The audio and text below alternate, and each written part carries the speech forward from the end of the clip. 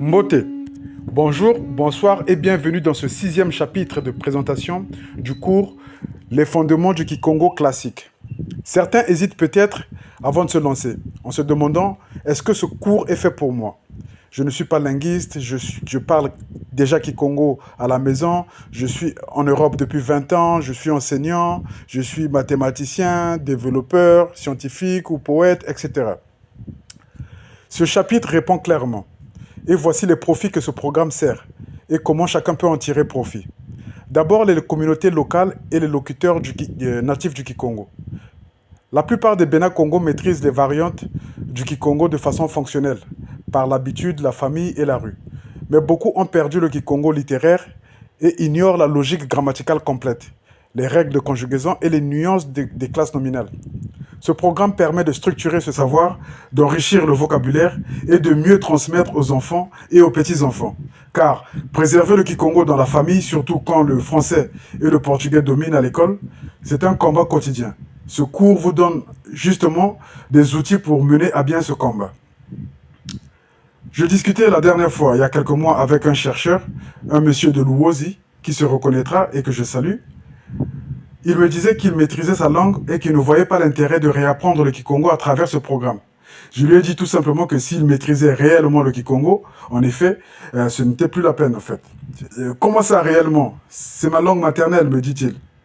Eh bien, faisons un test de 2 ou 3 questions, dis-je. Il me dit avec joie.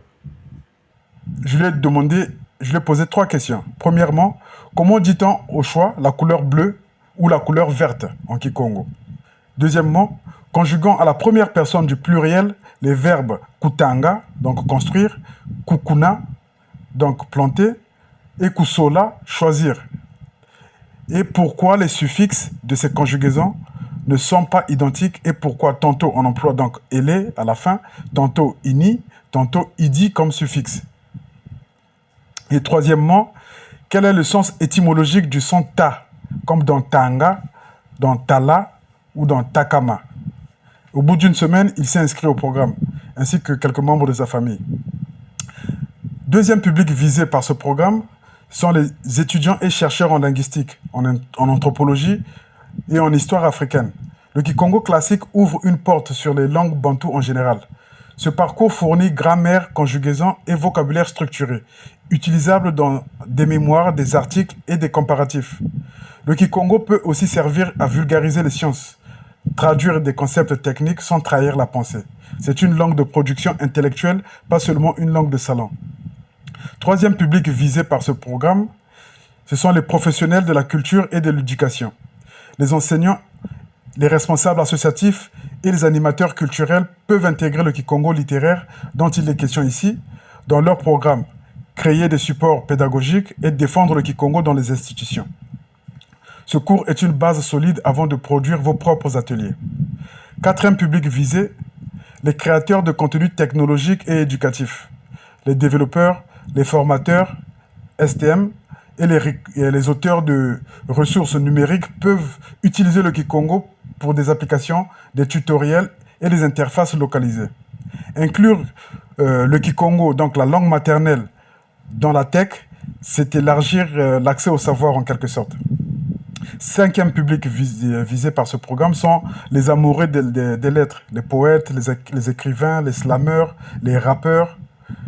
Tout cela trouveront dans le Kikongo une musicalité, des rimes et des jeux de préfixes rares ailleurs. La langue invite à la création.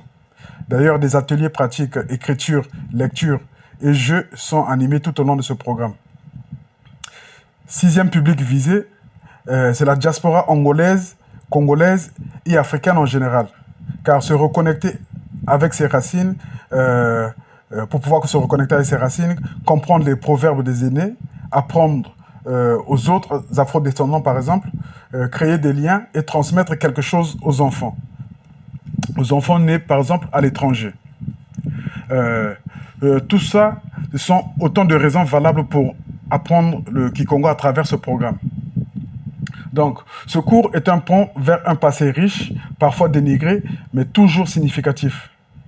Si vous vous reconnaissez dans l'un de ces profils, restez avec nous pour la suite du parcours. Au prochain chapitre, nous apprendrons à lire les glosses et conventions utilisées dans les leçons.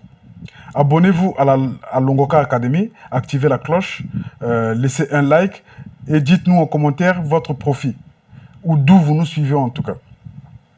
Cela nous aide à améliorer la chaîne et à mieux vous servir. Merci, Matondo.